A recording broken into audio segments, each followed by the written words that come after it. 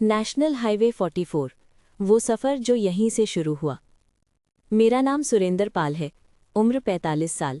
पिछले 22 सालों से ट्रक चला रहा हूँ। दिल्ली, हरियाणा, पंजाब, ये रास्ते मेरे लिए नए नहीं हैं। मैंने इन सड़कों पर ज़िंदगी के कई साल छोड़ दिए हैं, धूप में, बारिश में, कोहरे में। मैं ये कहानी किसी को डराने के लिए नहीं लिख रहा, और ना ही किसी से यकीन करवाने के लिए। जो हुआ वो हुआ। मैं आज भी ट्रक चलाता हूँ, लेकिन उस रात के बाद मैं पहले जैसा नहीं रहा। दिल्ली की वो रात, जनवरी का महीना था। दिल्ली की सर्दी अलग ही होती है, हड्डियों में उतरने वाली। मेरा ट्रक बवाना इंडस्ट्रियल एरिया में खड़ा था। लोड हो रहा था टीवी, फ्रिज, इन्वर्टर, कुछ छोटे इलेक्ट्रॉनिक बॉक्स। माल काफ़ी कीमती था। डिलीवरी लुधियाना में होनी थी। गोदाम में काम हमेशा की तरह धीमा था। एक मजदूर आता, दूसरा चला जाता। कागजात देर से मिले। जब मैं ट्रक में बैठा तब घड़ी में 11:20 हुए थे। मैंने सोचा, अब निकल ही जाता हूँ, रात में ट्रैफिक कम मिलेगा। ये फैसला गलत था, ये मैं बाद में समझ पाया। शहर पीछे छूटता गया। ट्रक स्टार्ट किया। इंजन की आवाज़ हमेशा की तरह भरोसा दे रही थी। दिल्ली की लाइटें धीरे धीरे पीछे छूटने लगी। NH44 पर आते ही माहौल बदल गया। ऊंची ऊंची लाइटें खत्म, आगे सिर्फ अंधेरा और सड़क। हल्का हल्का कोहरा उतर रहा था। हेडलाइट की रोशनी में सड़क आगे जाकर धुंध में गुम हो जाती थी। रेडियो चालू किया, 2 गाने चले, फिर अपने आप बंद कर दिया। उस रात मुझे अजीब सा सन्नाटा अच्छा लग रहा था, या शायद मैं उसे अनदेखा कर रहा था। पहला अजीब एहसास। करीब 1 घंटे बाद पानीपत पार करते ही कुछ बदलने लगा। हाईवे पहले से ज्यादा सुनसान हो गया। ढाबे कम होते गए। मोबाइल नेटवर्क 1-2 लाइन दिखा रहा था। बिना किसी वजह के मुझे लगा जैसे कोई मुझे देख रहा हो। मैंने साइड मिरर में देखा, पीछे सिर्फ सड़क थी, कोई गाड़ी नहीं, कोई इंसान नहीं। मैंने खुद को समझाया, रात है, दिमाग खेल कर रहा है। लेकिन दिल की धड़कन थोड़ी तेज हो गई थी। अकेलेपन का एहसास। कुछ देर बाद मुझे ऐसा लगा जैसे ट्रक का केबिन छोटा हो गया हो, जैसे हवा कम हो रही हो। मैंने शीशा थोड़ा नीचे किया, ठंडी हवा अंदर आई, लेकिन बेचैनी कम नहीं हुई। मुझे बार बार ऐसा लग रहा था कि मैं अकेला नहीं हूँ। ये एहसास नया नहीं था, हर ड्राइवर को कभी न कभी होता है, लेकिन उस रात ये एहसास ज्यादा जिद्दी था। सांसों की आवाज़। करीब 1:05 हुए होंगे। मैंने साफ साफ सांस लेने की आवाज़ सुनी। पहले लगा मेरी अपनी होगी। मैंने सांस रोक ली। आवाज़ फिर आई, धीमी, भारी, मेरे पीछे से। मेरे हाथ स्टीयरिंग पर कस गए। मैंने पीछे देखने की हिम्मत नहीं की। मैंने जानबूझकर खांसने की आवाज़ की। सीट पर थोड़ा हिला, आवाज़ रुक गई। कुछ सेकंड बाद फिर शुरू हो गई। अब मेरे माथे पर पसीना आ गया था, ठंड जो समझ से बाहर थी। अचानक केबिन के अंदर ठंड बढ़ने लगी। हीटर चालू था, फुल पर, फिर भी सांस से धुआं निकलने लगा। मैंने डैशबोर्ड को छुआ, बर्फ जैसा ठंडा। शीशे पर उंगलियां रखी, सिहरन दौड़ गई। डैशबोर्ड पर लगी गुरु ग्रंथ साहिब की छोटी तस्वीर हल्के हल्के हिल रही थी, जबकि सड़क बिल्कुल सीधी थी। आवाज़। तभी मेरे कान के पास किसी ने बहुत हल्की आवाज़ में कहा, रोक दे। बस 2 शब्द। मेरे पूरे शरीर में झटका लगा। मैंने ब्रेक नहीं लगाया, मैंने एक्सेलरेटर और दबा दिया। दिल इतनी तेज धड़क रहा था कि लग रहा था बाहर निकल आएगा। मैं खुद से बोलने लगा, कुछ नहीं है, कुछ नहीं। हाईवे पर वो आकृति। कुछ दूरी पर हेडलाइट की रोशनी में मुझे कुछ खड़ा हुआ दिखा। पहले लगा कोई जानवर होगा, फिर साफ हुआ, एक औरत। वो हाईवे के ठीक बीच में खड़ी थी। सफ़ेद कपड़े, नंगे पैर, बाल आगे की तरफ गिरे हुए। उसका चेहरा साफ नहीं दिख रहा था। मैंने हॉर्न मारा, लंबा, तेज। वो नहीं हिली। अब टक्कर से बचने के लिए ब्रेक लगाना पड़ा। जैसे ही ट्रक रुका, वो औरत गायब हो गई, एकदम। मैंने आंखें मली, दोबारा देखा, कुछ नहीं। हाईवे खाली था, जैसे कुछ हुआ ही न हो। लेकिन मेरी हालत बता रही थी कुछ बहुत गलत हो रहा है। इंजन बंद। अचानक ट्रक का इंजन बंद हो गया। लाइट्स बुझ गईं। चारों तरफ सन्नाटा। इतना सन्नाटा कि मुझे अपनी सांसें बहुत तेज सुनाई दे रही थीं। मैं चाबी घुमाने ही वाला था कि ठक ठक। ड्राइवर साइड की खिड़की पर आवाज़ आई। मेरे हाथ कांपने लगे। खिड़की के बाहर मैंने धीरे धीरे देखा। वही औरत खड़ी थी। अब उसका चेहरा ऊपर था।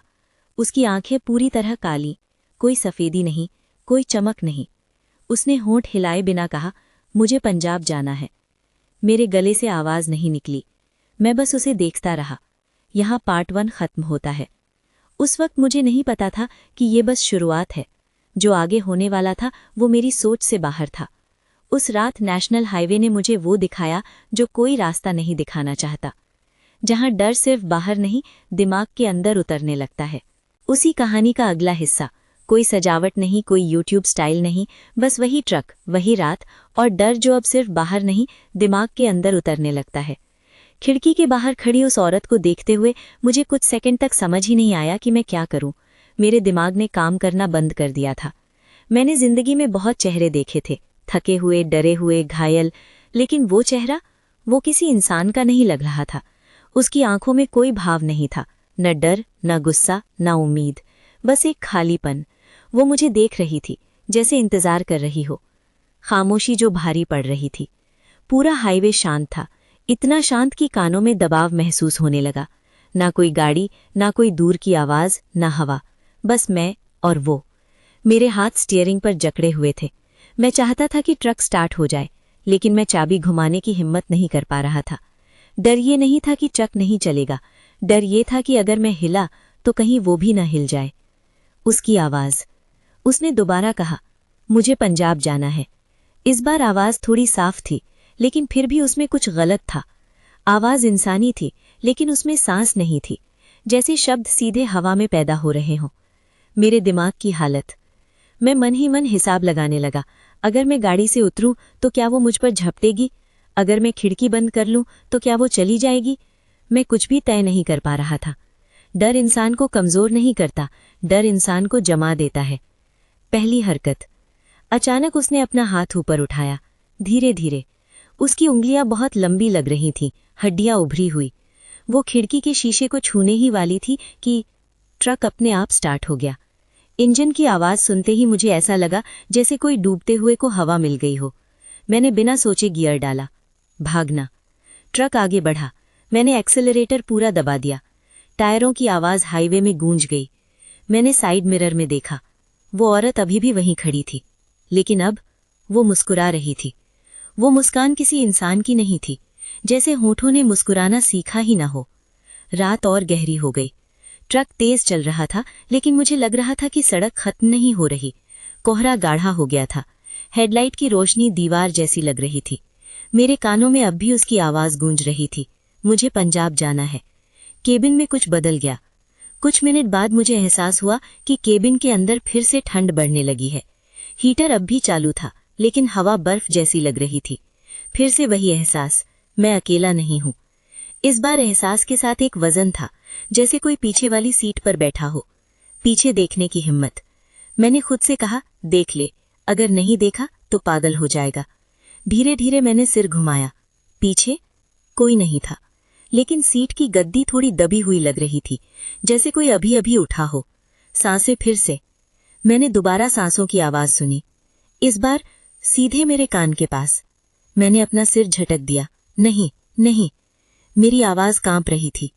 यादें जो मेरी नहीं थीं। अचानक मेरे दिमाग में कुछ तस्वीरें आने लगी। मैंने कभी नहीं देखा था, फिर भी वो मेरे दिमाग में थीं।